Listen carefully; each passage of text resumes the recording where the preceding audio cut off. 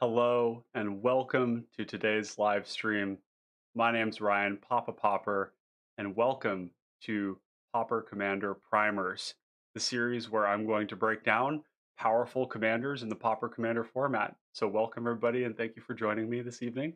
Um, we're going to be doing a bit of a presentation uh, talking about the commander itself, and this content is meant to be evergreen for one thing. So we're going to be going at a high level over the particular commander that we have chosen for tonight, young Torwauki. And then within that context of a high level overview, we'll talk about some of the things that are appealing about the commander, some of the vulnerabilities, some of the play patterns, and kind of go from there. And people who are in chat can ask their questions, and perhaps those questions are relevant to the things you might want to ask later on when you watch and view this yourself. So let's get started. So the commander that we're focusing on today for this primer is close to my heart. It was a commander that when it was released, I immediately thought, man, super, super exciting. But there's some build around that we have to do with it. So young Torwauki, also known as Torwauki the Younger, is a 5-mana Rakdos commander. It's a 3/3. It's got reach and lifelink as keywords. And then it amplifies non-combat sources of damage by 1 to permanents and players. And then it has a cast trigger for instants and sorceries to do 2 damage to any target. So this is the commander we're going to be looking at today. To go through some of the characteristics of it and dive into what those characteristics mean for this particular commander, we're going to be first looking at the cast trigger. And this is really the thing that brought me to Torwauki in the first place, which is that whenever you cast an instant or a sorcery spell, you're going to deal 2 damage to any target. And this essentially means that any of the spells that we play are instantly converted to either removal or they're converted into some form of pressure on our opponent's life total. This means that our draw spells form as removal. It means that anything that's an instance or sorcery is going to generate a source of removal. And this creates a powerful context for a control commander. And that's what we're going to be focusing on. Torwauki is at its finest as a control commander. The second thing is the life gain. And now lifelink we generally think about as being something that we're going to be doing in combat. But the fact is that lifelink is actually attached to the damage that Tor does whenever Tor pings anything. So whenever we cast an instant or a sorcery, we're going to get 2 damage that we can point to anything on the battlefield, and that's going to have attached to it lifelink, regardless of whether Tor is still on the battlefield when that trigger resolves. It's much like Death Touch, in fact, which is another thing to be paying attention with this commander, is that Death Touch and Lifelink are both going to be attached to the damage itself, meaning that Tor does not need to be there anymore for that to still work, which means that if somebody goes to kill our Tor and we can respond with a flurry of spells, we will gain life for all those 2 damage triggers, which is incredibly powerful. The spell that 2 damage, gain 2 life is called Sorin's Thirst, instant speed, 2 black, or maybe it's a black and a colorless, to deal 2 damage to anything and gain 2 life. So all of our spells have that attached to them. The next thing is that Tor amplifies all of our non-combat damage. And this is incredibly powerful in the context of anything that pings. This doesn't need to be a creature, so it could be an enchantment, it could be an artifact, it could be anything that's dealing damage is going to amplify it by 1. Now, it's important to keep in mind that this 1 damage amplification does not stick around if Tor is gone. So if we go to cast a spell that is dealing 1 damage to everything and Tor dies, it's only going to deal 1 damage to everything instead of 2. So an important thing to keep in mind. But this does take us down the road of things that ping. So Firebrand Archer, maybe like a Reckless Fireweaver, Impact Tremors, Raid Bombardment are good examples of this. These aren't spells that we're going to play in this deck, but they're examples of things you could play. The next thing, and I think this is really core, is that this is a Rakdos control deck. And if this creature did not have that lifelink on it, it would be very difficult to be a control deck if we had no way to recover our life total. Another analogous sort of archetypical deck would be Witherbloom Commander, where we every time we cast an instant or a sorcery, we're going to deal 1 damage to, or we're going to drain everybody for 1 with that Magecraft trigger. And so that's one of the ways that Witherbloom is able to stay afloat, is that even though it's casting Sign and Blood, Night's Whisper, Read the Bones, maybe Shadow Prophecy, these spells, they cost us life. And in a control deck, we really don't have life to freely give, in particular when we come under pressure from aggressive decks. So where Torwauki really shines is in that we recover all of that damage that we take. So when we cast a lightning bolt, we're going to gain 2. When we cast a Sign in Blood, we're going to gain 2. So all of our draw spells basically come free of life, and then everything else comes with life, which is really powerful. Many times you'll find yourself playing Torwauki and sitting well above your starting life total, as everybody else is going down, down, down, down, down. And this is a fantastic starting point for a control deck. Rakdos is important in that sense because so many of these black spells do cost us life. A good example would be something like Snuff Out, costs us 4 life. In this deck, it's 4 life, destroy target non-black creature, can't be regenerated, and then we gain 2 life and then deal 2 to something else. So this spell, or this commander, essentially taking these free spells and these ones that cost us life and helping not only generate more value, but also trying to mitigate that life loss is really, really important. Rakdos is also some of the best colors for control. Rakdos and Dimir are amazing control colors. And so we're getting access to Thunderclap, Snuff Out, Spinning Darkness, Defile, Lightning Bolt, Galvanic Blast. Some of those powerful removal spells in the format are all available to us, including the classics like Victim of Night, Grasp of Darkness, things of that nature. Really efficient, cheap stuff. So Rakdos is really just perfect for this commander. Now, there's a couple of things that we have to note when we're talking about this commander that are crucial to the overall picture, and that is that Torwauki is expensive. It's a 5-mana commander, and this is one of the things that I think initially leaned me away from it, and then I started to kind of float back into appreciating just how powerful it was to resolve this, and then begin to control the board. But 5 mana is a lot. So what this is going to do to our design heuristics is it's going to encourage us to have a lot of mana and a lot of just a lot of ways to cast and recast, or cast TOR and then protect TOR. So there's going to have to be a fair bit of ramp. The other thing is that Torwauki is only a 3/3, which means it is vulnerable to most of the damage sources out there. Lightning Bolt, Galvanic Blast when you have Metalcraft on, Frostbite, Fiery Impulse, even like Pestilence and Crypt Rats are going to be tough for Torwauki because he'll die. So we also, because it's an expensive commander that we need to ramp into, so we're dedicating slots in our deck to ramp, we also need to dedicate slots to protection because Torwauki is a very important centerpiece of our plan. So with all that said, let's take a look at the list that I play, and we can talk about all the cards in there. Now, I do want to mention, and I forgot to mention this at the beginning, that this primer is not meant to be prescriptive. It is not meant to tell you exactly what to play. One, because there's some of you out there who are going to come up with better versions of this deck. Maybe you have specific card choices for your meta, but also because cards are going to change over time. So this is more talking about the structural 10,000 foot level of Torwauki and the way that I have it built here with this control build. So let's take a look at the deck and go through some of the card choices. Going over to the deck tech here. So here's the list. The list is in the video description below. And some of the design heuristics that we're going to look at here are going to be are going to tell us kind of what cards are going to be really appealing to us in Torwauki. And one of the things that really immediately comes to mind is that when we resolve Torwauki, we want the ability to not only protect Torwauki, but also to cast spells right away so that we can get use out of Torwauki's ability right away.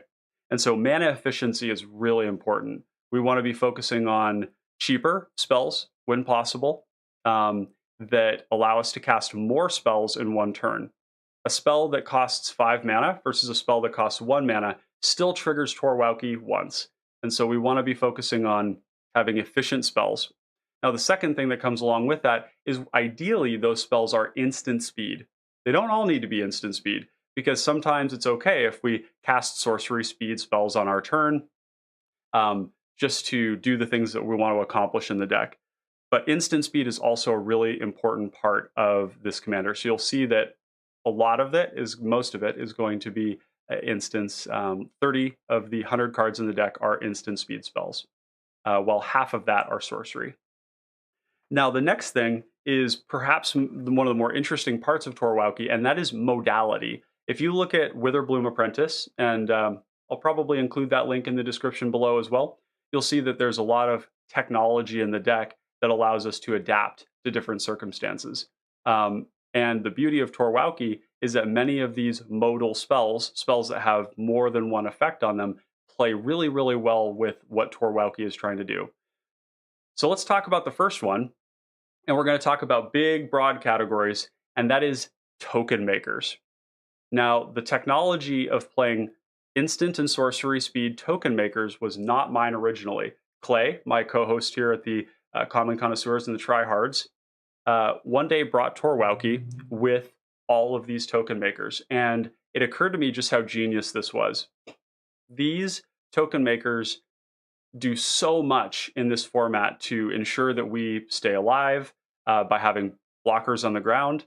They allow us to pressure the Monarch and the initiative at times when that's important.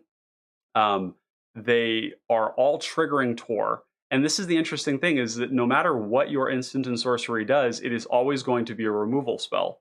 So these token makers are incredibly powerful in this context for helping us play this control game. One of the ways that a control deck like Crackling Drake or Witherbloom Apprentice or Torwauki without these creatures, one of the ways that you die, one of the vulnerabilities as a deck that wants to go late into the game, is dying to random beats because you don't have any bodies to dissuade people. And people will take free pot shots at you because you're just an easy target. And if they know that they can pressure you freely while also accomplishing their other game plan, then they limit the possibility that they lose to you in the late game because the control deck didn't get pressured. So having these bodies in play is enormously important for us to be able to stay alive and to push into that late game where the value of having Sorin's Thirst attached to attached to 45 out of 100 of our spells in the deck is going to overwhelm our opponents and allow us to win the game. The second thing you're going to see in this creature category is you're going to see pingers. We have Firebrand Archer, we have Kessig Flame Breather, and then we have Thermo Alchemist. And then we have Creeping Bloodsucker. Actually, that's the last one and the newest one. And all of these things are allowing us to deal damage, which is amplified by Torwauki. And the reality is that games tends to end in our favor when we're able to stick and protect one of these pingers that cast off of non-creature or cast off of instant and sorcery while we have Torwauki on the field, because each one of these means that every spell we cast is going to be a Sorin's Thirst paired with 2 damage off of the Archer, the Flame Breather, or the Thermo Alchemist. So the Creeping Bloodsucker comes in this particular case because when we amplify the damage with TOR, it amplifies the life gain because it's the damage dealt this way. So it's another thing to keep in mind. So broadly speaking, we have this category of creatures where we want creatures that are either pinging, where we can amplify that damage, or we're looking for instants and sorceries that make bodies.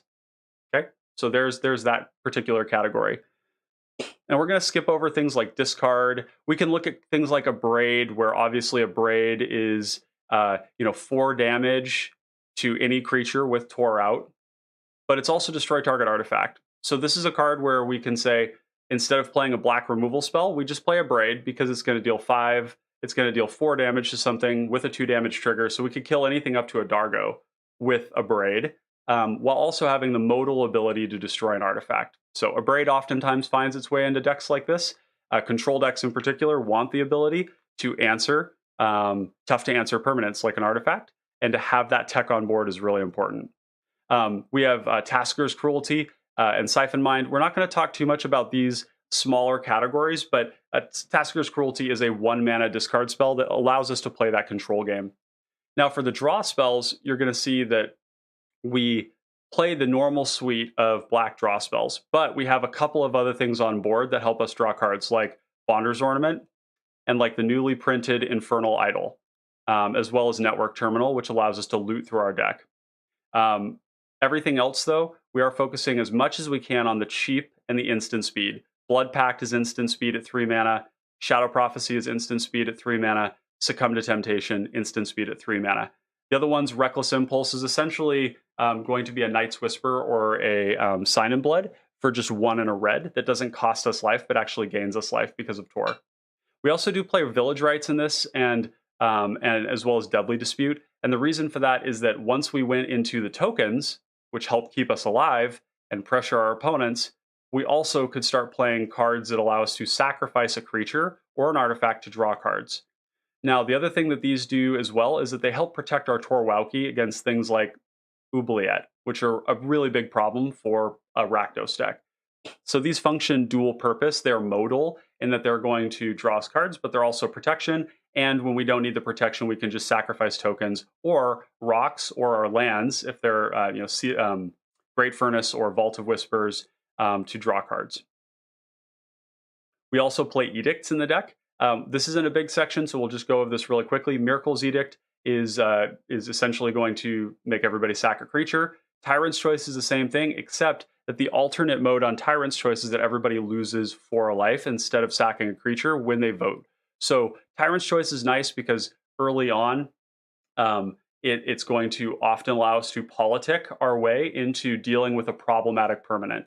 If the table does not want something in play that is hard to kill, that edicts kill, then Tyrant's Choice, you just look at them and say, hey, vote with me, and then you make them, they all sack a creature.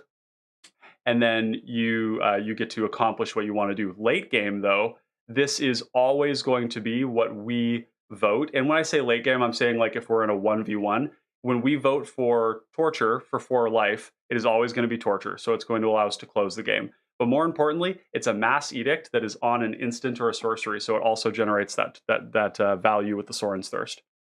We play Debt to the Kami as well, mainly because it's an instant speed edict that also can unlock us from a oubliette. It can destroy pestilence too, so there's good value there.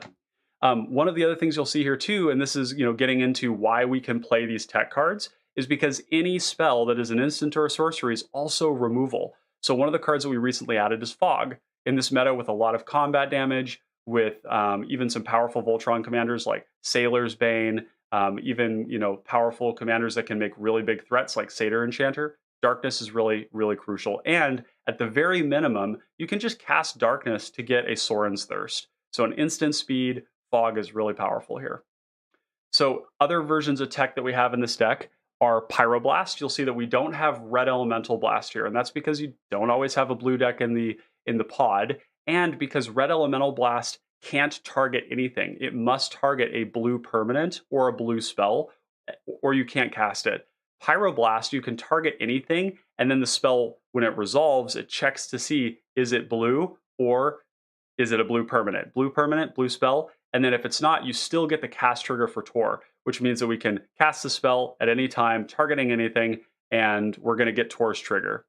And that Pyroblast countering blue spells does come in handy. It's very efficient.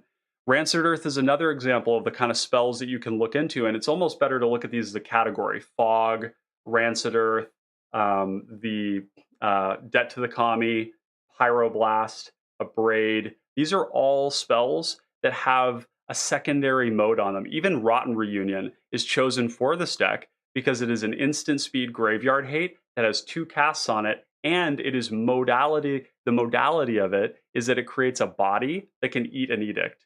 So if we have Tor in play and somebody casts Fleshbag Marauder, we can go Rotten Reunion, make a 2/2, sack the 2/2 instead, which is really, really powerful. So, and I see we have a couple of questions in chat. I'm going to get to those at the end of this, which is coming up here shortly. And then we'll kind of talk about the format as a whole for those of you who have that question, and also the decks. If you have questions about the deck, how it's played, things like that, then that'll all be added into the video. So thanks for your patience.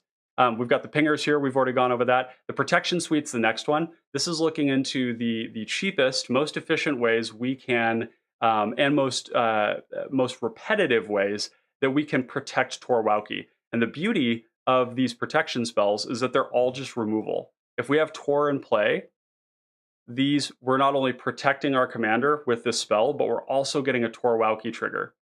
These spells are also really good because we have a ton of them, to be used on our pingers. So we can early on deploy a pinger, have one of these things up, and protect our commander, or we can protect our pingers, depending on what we want to do. But the main thing is that none of the spells in our deck are dead at any time of the game. Even many of our mana rocks, we can play them down, and we can sacrifice them to draw cards, or we can play them down and we can make a body, like with Fountain of Ichor or Guardian Idol, or they're all going to produce some form of value.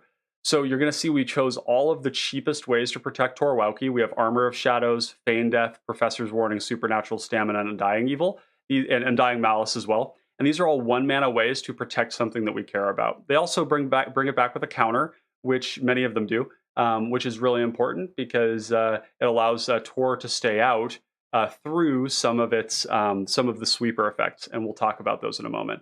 Some of the spicy picks that I've been really enjoying here are Wail of the Nim, which is another one of these tech pieces where it is both protection, regenerate each creature you control for 3 mana at instant speed, or it is 1 mana dealt to, 1 damage dealt to each player and each creature, or both. And so these cards are really high value, similar to Rancid Earth, as I was pointing out before, where the threshold on that, it deals 1 damage to each player and each creature, which is 2 damage with Tor. So what this means is that Rancid Earth, Wail of the Nim, there's a couple of other ones that you'll see in a moment here, are basically Fiery Cannonade that gains us life while also having a relevant effect. Destroying a land is really important in this format because of decks like Gretchen, which load up a single land with a bunch of auras. So having the ability to destroy an Opal Palace or a Study Hall, or even a Mystic Sanctuary, or just a land that like a Karoo land that people have put multiple auras on, is really a nice tech. So you'll also see we have more permanent things like Blessing of Leeches, which allows us to regenerate our creature over and over and over again at a small cost of life, and then Whisper Silk Cloak. The idea being that these are going to lock down our commander in a way that it becomes very hard to kill it and keep it off the board. Because if we resolve a Whisper Silk Cloak with our Torwauki, we are going to do some really heinous things to the board. We have a really nice ramp package here. This is one area where you may choose to play more of it than what I have chosen. And I may end up playing more in the future because this is a 5-mana commander that we need to recast because it is very threatening and people will try to kill it. So I think as much as 12 or even 14 ramp rocks would be appropriate in a deck like this.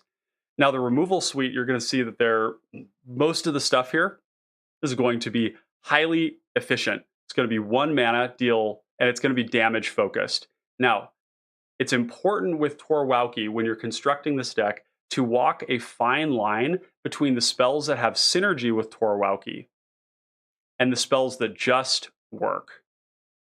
So we need to balance essentially Terminate and Lightning Bolt. Okay.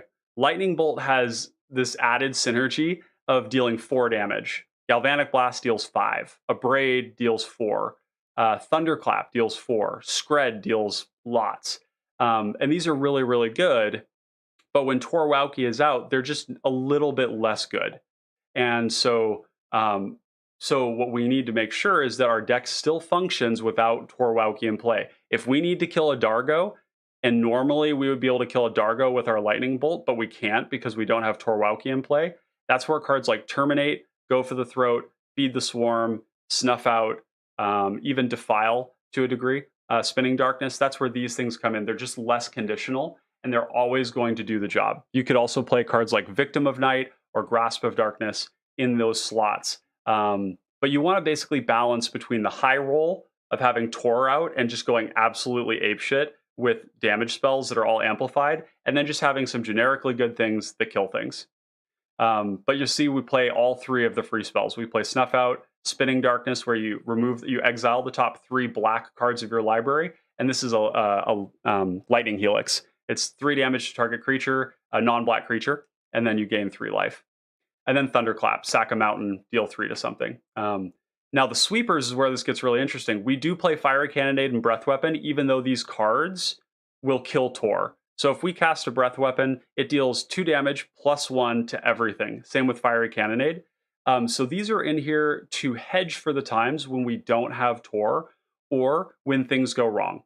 And that is okay, because in a control deck, you really do need to have an off switch. And these are great off switches. When Tor isn't in play early on, we can sweep the board up, clean up a bunch of like scary, gut and token type stuff. And then when Tor comes down, then we can just hold these until maybe Tor dies and we need to wipe the board. So say somebody goes to kill it, we don't have a protection spell, we want to reset the board, we cast the Fiery Cannonade with that removal spell in the stack, and then we're able to end that threat. But we also have Electrickery, which is 1 damage to 1 target that you don't control, which is going to be, it's going to have that trigger. So it's going to deal a total of 4 damage if Tor remains on the field when this resolves to a target. But it's the overload that's so good. 2 damage to each creature that you don't control at instant speed. And there's a lot of these effects, and you'll notice that there are some of them that I don't play. You're probably thinking End the Festivities. There's even Smash to Dust, which is destroy target artifact, destroy target creature with Defender, or deal 1 damage to each creature your opponent controls. It's modal and it's 2 mana. I prioritized here the Electrickery because it's instant speed. Now you'll see there's certain places where I fudged that, like Fang Dragon. I chose to play this one over the artifact destruction spell Smash because I have a Braid for that. And Fang Dragon is a card that later on in the game is just a 6/3 flyer. I mean, this is just it says it's going to sweep the board, but it also says late game, I just play this 6/3 when everybody's gassed out. And that's really, really powerful in this format. You'll also see we have Rancid Earth, which destroys a land. And then if we have Threshold, we're going to deal 1 damage to each creature and each player, which is great. Whale of the Nimweirder talked about. And then the GOAT, Pestilence. Pestilence is so broken in this deck. It amplifies all the damage we deal. So it's 2 damage to each creature, 2 damage to each player. That does mean that we, generally speaking, will only activate Pestilence for 1 every turn so that we don't kill our Torwauki. But it's just very efficient in this particular deck to be able to go 5 mana, Pestilence, activate for 1, hit everything for 2. You'll see we have a nice fat 36 lands. And that is because we really just want to be able to cast and recast our commander over and over again. So now let's go into the considering section because there's so many different cards you could play for this deck. There's cards in the token generating sphere. We have cards like Moan of the Unhallowed, which I recently cut for Hordling Outburst, just because Hordling Outburst is that much more efficient. But you could play Moan of the Unhallowed in that same slot and just have the 1/1s.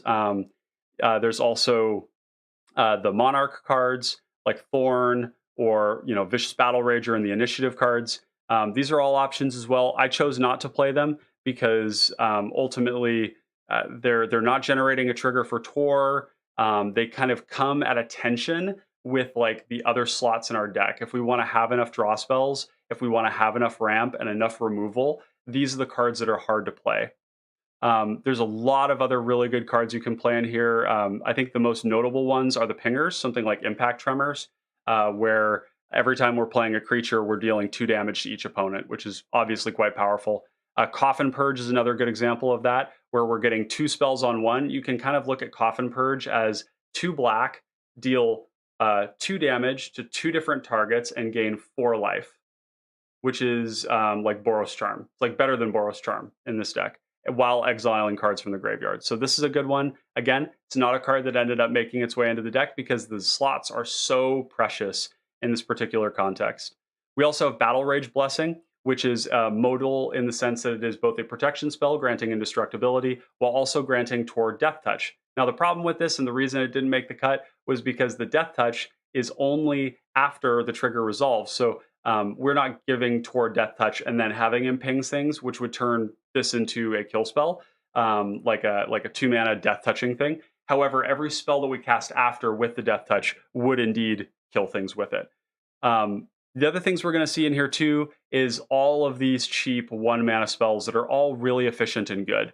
We've got cards like Reb, we've got Vendetta, we've got Flame Slash, and while I assure you these are all really great spells, there's just a real tightness to the deck that we need to adhere to when we're playing this. So, and then the last thing I want to talk about is the sweepers. There's great efficient spells that we can do here, and the trouble is that if we play too many of them, we're going to oftentimes find ourselves in the case where Torwauki isn't out or we can't cast Torwauki and these spells don't do anything. 1 damage to the board is really not good enough most of the time. It needs to be 2 damage, Fiery Cannonade, for it to be good, which is where, you know, Blazing Volley and particularly End the Festivities are really good when Tor is out, but they kind of don't do anything when Tor isn't. So the next one that I would be looking at was something like Boiling Earth, which is kind of competing for that slot with Fang Dragon, where Boiling Earth is at the time of casting is going to be 2 damage to each or 1 damage to each opponent your creature your opponent controls, or 2 with Tor. And then we can also pay 7 to make our land into a 4/4, which is essentially turning our spells into both removal and a body. So if you imagine that you like the value of that is enormous. We're saying you lose a creature, I gain a creature, and I'm while I kill a lot of creatures because it's not just Boiling Earth, but it's like all of these 1 damage spells become 2 damage, and then they've got a 2 damage trigger on them. So with Tor in play, and the Festivities is kill a Mirror Enforcer while dealing 2 damage to everything else and 2 damage to you. So lots of good potential there, but it's just a matter of picking and choosing between these. So if you want to come back through later and figure out which ones you prefer, totally reasonable to do. And there's a lot of opportunity for adjustment given different metas. So that is Torwauki. And this is, I'm going to just take a quick moment here to mark this on my recording here. But what I'd like to do is have an opportunity for everyone to ask me any questions they have about the deck, about the commander, and about the format. We had a couple of questions before I'll start with. We said Jin Shooting Star said Tor is so damn fun. Anthony Canese saying this deck is right up a friend of mine's alley, or sounds right to a friend of his, which is totally awesome. Torwauki is really fun to play, even though it's a slow control commander. It does have that ability to end game, just like throw a bunch of spells out and just kill somebody. We have a Derpy Panda 22 asking, is CPDH, so is Pauper Commander slower than regular Commander? I think it depends on the pod. Competitive Pauper Commander, the average turn count is 10 currently in the tryhards meta where we're recording all of our matches. So in 270, I'm guessing it's probably between 250 and 270 games that we've recorded. We have an average game completion time of turn 10. However, I was just playing in a pod this weekend where I died to Ley Weaver, Lore Weaver comboing off on turn 5. So the deck is the format is getting faster and faster all the time. But I would say it's probably somewhat comparable to what you would see in regular Commander. So yeah, good question. Great. So this is the end of this portion of this. I'll be breaking these videos out into probably just the live video and then kind of cutting with this. But I recommend this commander. Torwauki is incredibly powerful. It's really fun. It's very dynamic. As long as you really focus on essentially preparing for that long game where you're going to have to cast and recast Torwauki over and over again, then I think you're going to be really advantaged with something like this. So some cautionary tales I would say is try to be very diligent about when you're deploying the Tor. One, you want to do so in a way that is safe, in that when you get the Tor out, it's not going to just die on the spot or get countered without your being able to protect it or avoid that fate. Um, but also consider when you're playing it so that you don't immediately hop into enemy number one. You don't want to rush Tor out super fast and then find yourself having to fight a 3v1 for the rest of the game because a commander that has removal stapled to it, repeatable removal stapled to it, is very threatening. So those are some of the things I would keep in mind as you go with this. But yeah, hope you all enjoyed that. I know this is a somewhat of a shorter video in this context, and I will be staying around later for you all to for us to hang out. We can play some games if you want. Those of you in chat who are interested can join. But yeah, these are going to be fairly brief, and then they're going to be evergreen content for people to be able to enjoy and learn from later on. And eventually, we'll have a big compendium of videos that you can point your friends to when they say, "Man, you have a good thought for Pauper Commander? Like, what should I play?" You'll be able to point them to what we've got here. So yeah, I'm going to take a drink of water here, take a moment to kind of let you all gather your thoughts.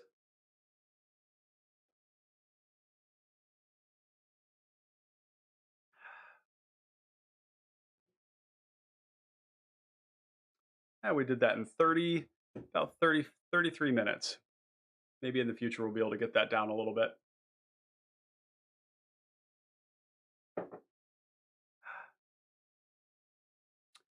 So Derpy Panda asks, is there a reason you don't run a lot of rituals?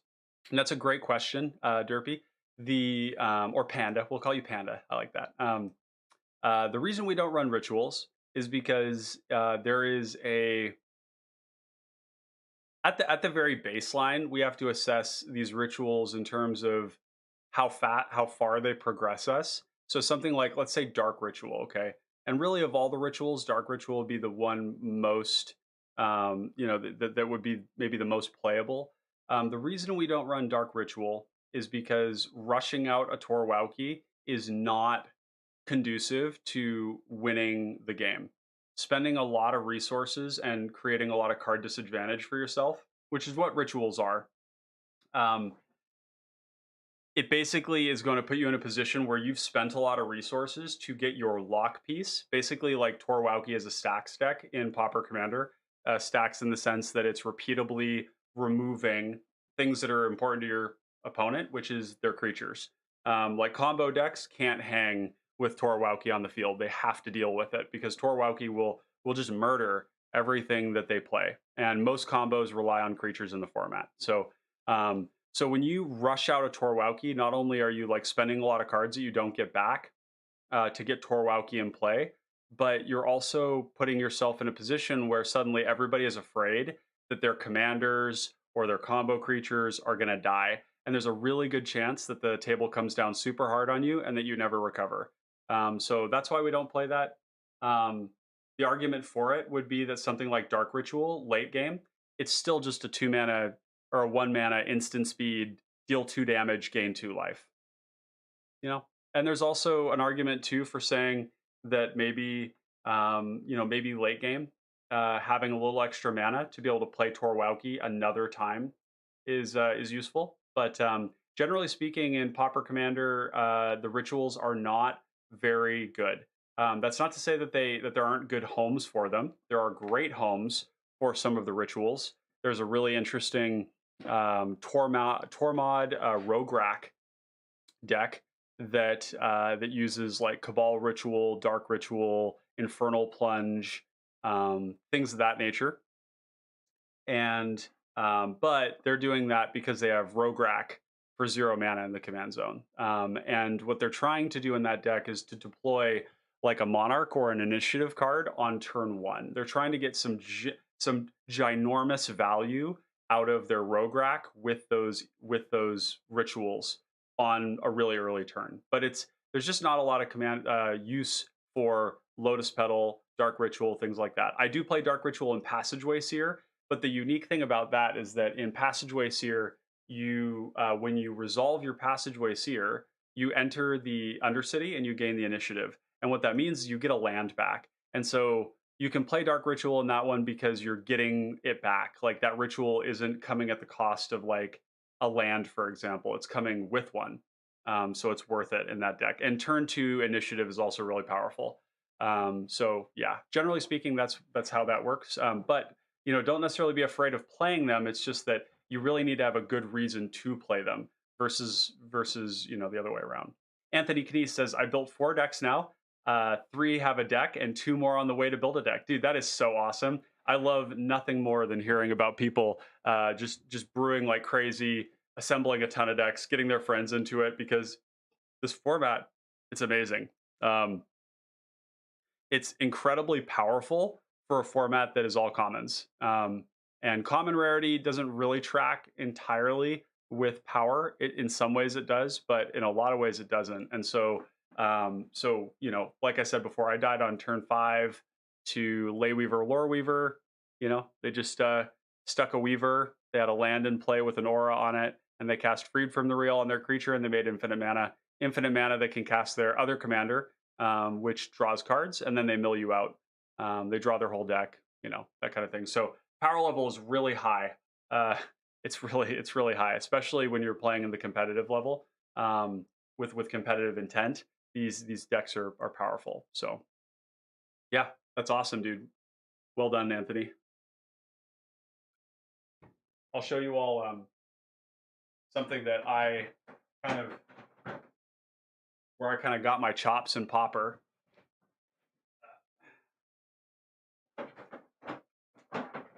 Kind of what initially got me into Pauper Commander was being in Pauper, 60 card Pauper. So I built a community of Pauper players, kind of the largest community of coherent community of Magic players in Bellingham, Washington, where I live, and I did so by building battle boxes.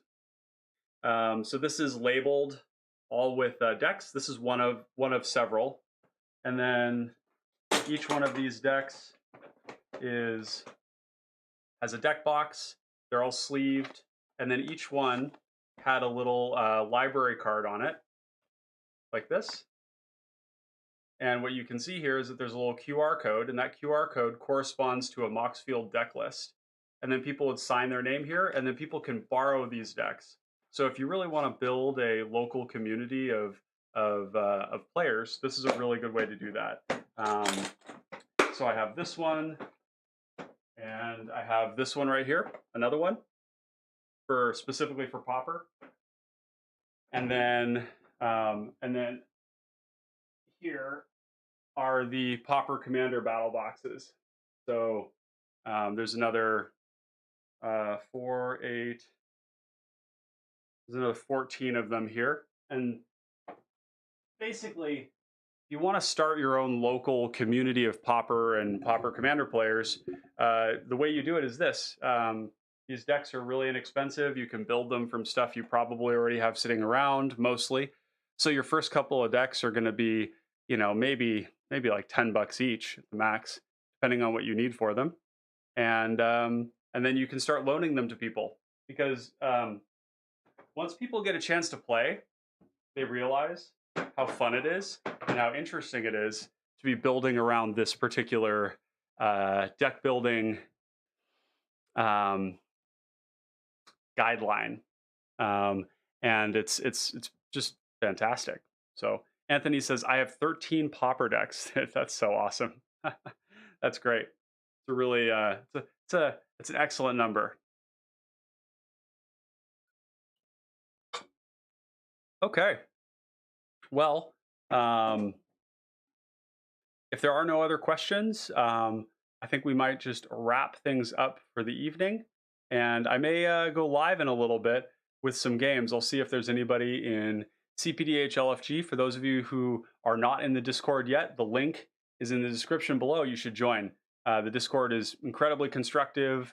It's a really welcoming and friendly place to get feedback on your decks, to make friends, to play games. And yeah, it's really fantastic. So what I want to tell you guys also is that we, Clay and I, sat down this weekend and really put our nose to the grindstone and got some stuff working and in order. So what I want you to do is take a look on your screen. You're going to see some new things that are available here. And that is, we now have the ability to accept your donations, your support to the channel through YouTube. We have achieved YouTube Partner. We have a membership system that we have submitted that we've had approved with different tiers. We have 4 different tiers. And within those tiers are a ton of ways that we can give back to you for giving back to us and supporting the content that you love.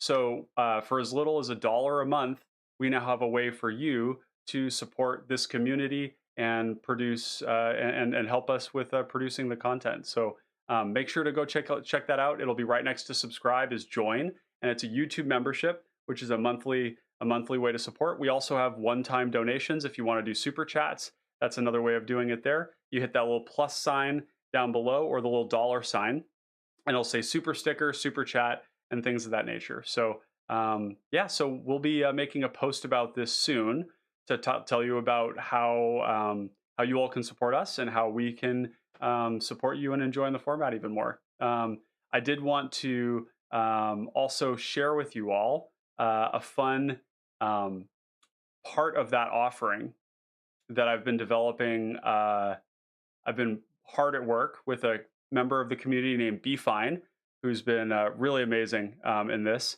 And we now have, oh my God, Derpy Panda, $10? Wow, dude. That's our first ever donation, man. Aw, thank you. Thank you so much. Derpy Panda, you're a hero. You're a connoisseur of the finest sort. Thank you so much. Appreciate your support. That's really wonderful of you. Yeah. Oh my God, you're like making me like a little emotional here. That's really kind of you. Thank you. So one of the things I want to share with you all that we're going to be releasing to members of a certain level, and we haven't decided exactly what that membership level will be. We're going to have exclusive recorded games on Moxfield through Moxfield and OBS playtesting that we're going to give you a visual interface for. And I want to show you all what that's going to look like. This right here is going to be the standardized interface we get for those games. This right here, if we go into Torwauki, this is the Moxfield playtest window capture with a visual interface in your OBS that allows you to play the game of Magic while tracking everything. If you notice the numbers on the top, that hand size is going down. When you go next turn, it tracks all of that. And then when you want to put cards into your graveyard, I can update that real quick. There we go. We put cards into our graveyard by bringing them right over here and stacking them. And you'll see that this right here is stackable with up to 4 stacks and up to 40 cards in your graveyard. Or you can take them all and just stack them horizontally like this in the automated way. And I think you can fit somewhere around 27 of them in there. But basically this format gives you a really clean plug and play way to enjoy Magic for free through Moxfield playtest and OBS with this thing. You basically plug this in, you drag the edges of your window capture out to the sides, and you're good to go. Now what's cool is you'll notice I'm actually able to change my commander from another window. So it's completely customizable. So if you want to change your commander to anything you want, you just go into that browser window and you search it up and you find it.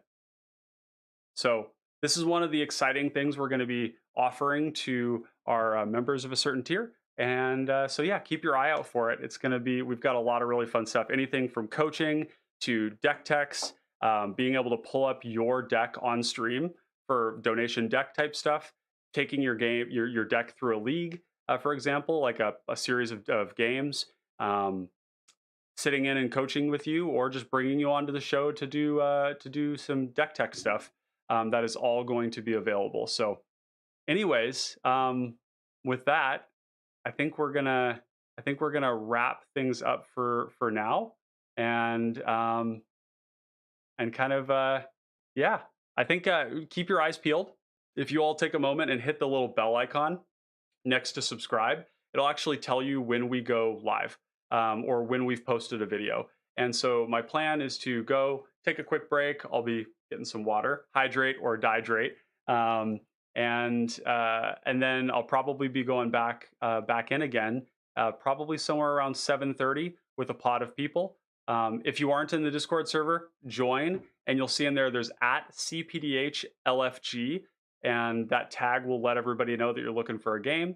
Um, and of course, let me know if you are open to do that, and we'll get you in, and we'll record you playing some Pauper Commander. So with that, I want to thank you all so much for coming and joining us today on this experimental first shot at the Pauper Commander Primers series. I appreciate all your engagement, your questions. Derpy Panda, thank you so much for your donation, your kind and generous donation. That's really touching to me. So yeah, I hope you all have a great rest of your day, and thank you so much for coming and hanging out. Peace.